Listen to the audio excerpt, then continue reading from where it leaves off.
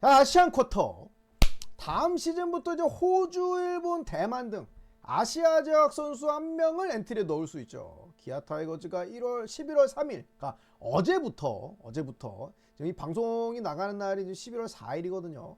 24일까지 11월 말까지 오키나와에서 마무리 캠프를 갔습니다. 코칭 스태프 변동이 꽤 있죠. 가장 눈여겨볼 건 투수 파트의 타카하시 켄, 스트리트 파이터의 그 켄이 아닙니다. 타카하시 켄, 일본인 투수 코치가 합류한다. 퓨처스 투수 코치로 보직을 명받았어요. 투수진에 대한 이 타카하시 켄 이분에 대한 내용을 별도로 만들 예정이고, 그다음에 코칭 스태프의 변동이 상당히 있기 때문에 누가 어떻게 변경됐고 또 누가 올라왔고 누가 새로 합류했고 이런 거는 별도로 아마 이번 주쯤에 한번 컨텐츠를 만들어 보도록 하죠.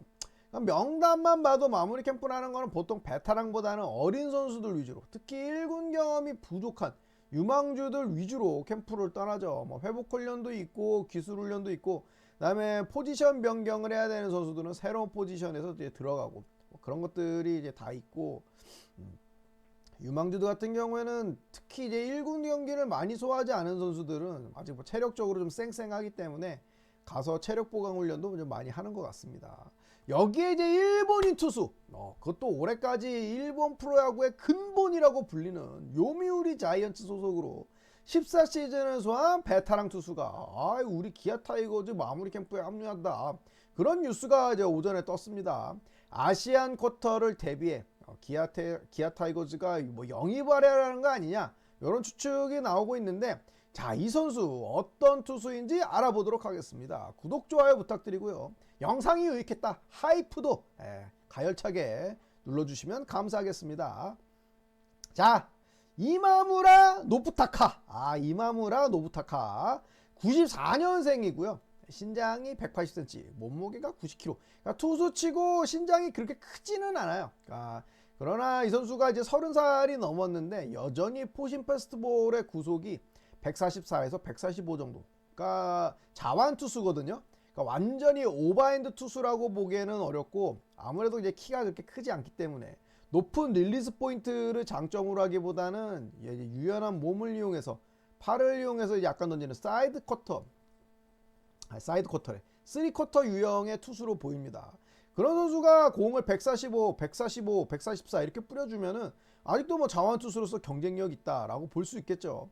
역시 기아 타이거즈가 선호하는 변형 패스트볼, 그러니까 이걸 일본에서는 슛도라고 이렇게 표현을 하는데, 그러니까 수직 무브먼트, 회전수를 이용한 수직 무브먼트, V형 투수가 아니라 수평 무브먼트, 그러니까 변형 패스볼이죠. 투심, 커터, 싱커, 이런 구종의 강점이 있습니다. 이 슛도라고 우리는 이거를 이제 미국의 영향을 받아갖고 뭐 세분화해서 부르죠. 뭐 슬라이더와 빠른 공의 중간 지점에 있는 공을 우리는 컷 패스볼이라고 부르고, 그다음에 우투수 기준으로 우투수가 우측으로 떨어지는 이 살짝 떨어지는 공을 뭐 투심 패스트볼, 아니면 싱킹 패스트볼, 싱커, 뭐 이런 식으로 우리는 이제 세분화해서 부르는데, 일본에서는 이렇게 수평 무브먼트가 있는 모든 공들을, 변형 패스트볼들을 과거부터 슛도라고 불러왔습니다. 과거에 이제 저도 진짜 꼬맹이 시절에 이제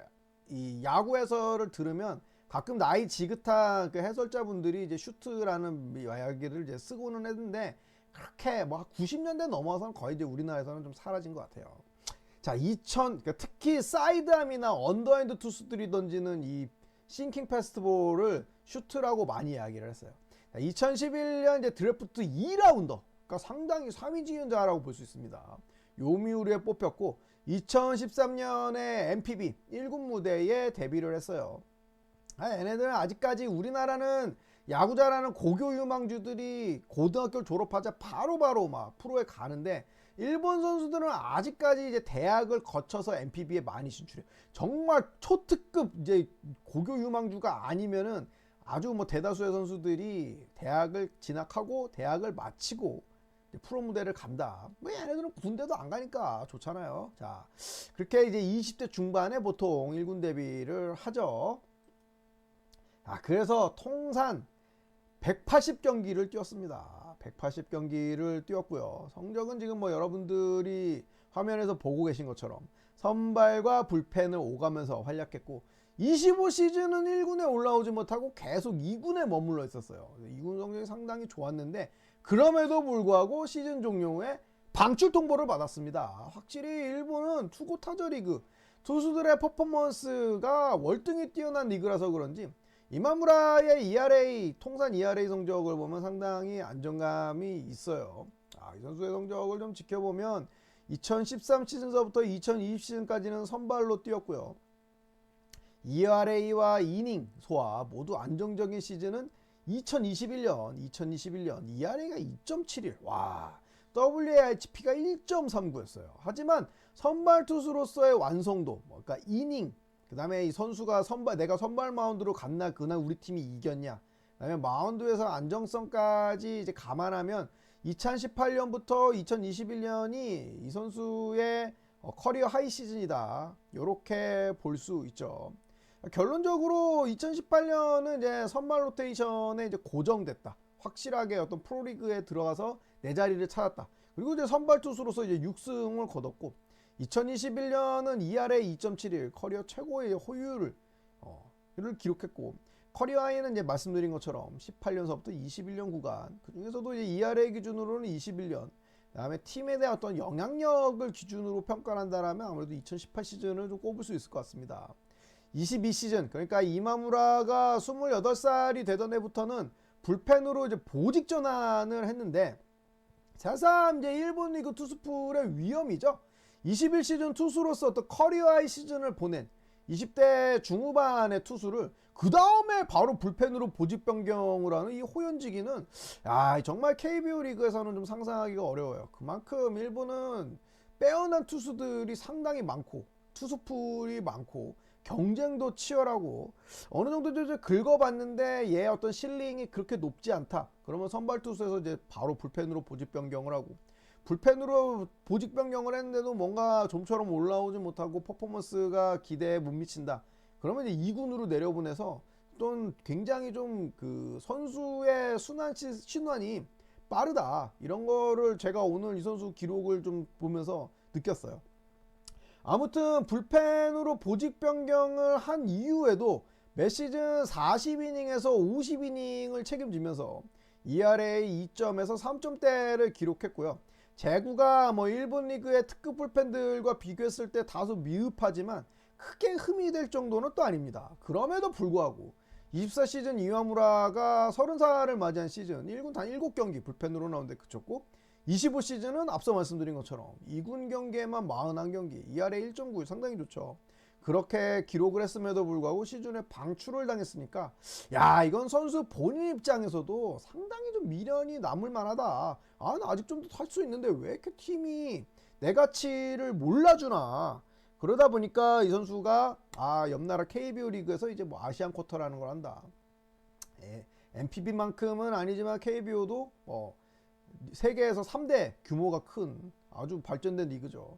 거기 가서 내 커리어를 한번 여기서 또 리바운드를 해서 좋은 성적을 보여주면 또 NPB 1군 무대 갈 수도 있는 거고 아니면은 이제 커리어 마무리를 KBO 리그에서 마무리할 수도 있는 거고 여러 가지 생각을 갖고 있겠죠. 이와무라는 어떤 9위로 찍어 누르는 그런 피칭 스타일은 아니고요. 선발로 던질 때도 탈삼진을 많이 잡는 유형은 아니었어요. 그러니까 완급 조절, 빠른 공과 스플리터, 포크볼, 일본 선수답게 포크볼이 상당히 좋은 선수고 그 다음에 변형 패스트볼, 기아 타이거즈가 상당히 이런 선수들을 선호하죠. 투심이나 싱커, 커터를 잘 던지는 이런 변형 패스트볼이 상당히 잘 구사하는 그런 유형의 선수다. 냉정하게 일본 프로리그 이 정도의 경력자를 아시안 쿼터로 픽한다면 가장 최상위급 선수인 건 맞아요. 호주 선수들도 물론 좋죠. 마이너리그 경험한 선수들도 많고. 그러나 어떤 경기 수를 소화한 그런 어떤 경험이라든지 이런 건 절대적으로 일본 리그를 뛰다가 이렇게 방출된 선수들이 월등히 앞섭니다. 독립리그나 마이너리그 같은 경우에는 어떤 유망주들 같은 경우에는 경기 소화가 많지만 우선순위에서 좀 몰린다 라고 하면 그냥 벤치만 달구다가 오른 경우도 많거든요. 어떤 실전 경기 감각이라는 측면 중에서는 아무리 생각해도 일본 리그를 뛰었다가 방출된 선수들을 레이더망에 넣고 고르는 게 맞는데 이와무라 정도의 커리어면 상당히 괜찮다. 자, 이제 관심사는 과연 이렇게 뽑게 됐을 때 이와무라를 우리가 계약을 한다라고 했을 때 이 선수의 보직을 어디를 줘야 되는 거냐? 이게 상당히 좀 궁금하죠.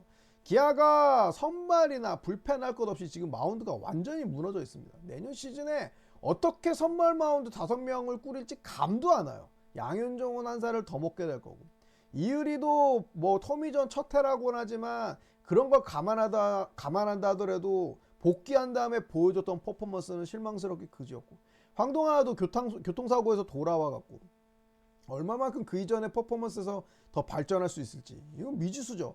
김도현 역시 지금 팔꿈치 피로골절 때문에 공을 안 던지고 있는 상황이고, 과연 정상 컨디션으로 다음 시즌에 개막전에 엔트리 들어갈 수 있느냐, 모든 것들이 물음표가 많고요. 윤영철은 지금 상무를 또 준비하고 있다라고 합니다. 합격할지 어떨지 이건 아직 몰라요.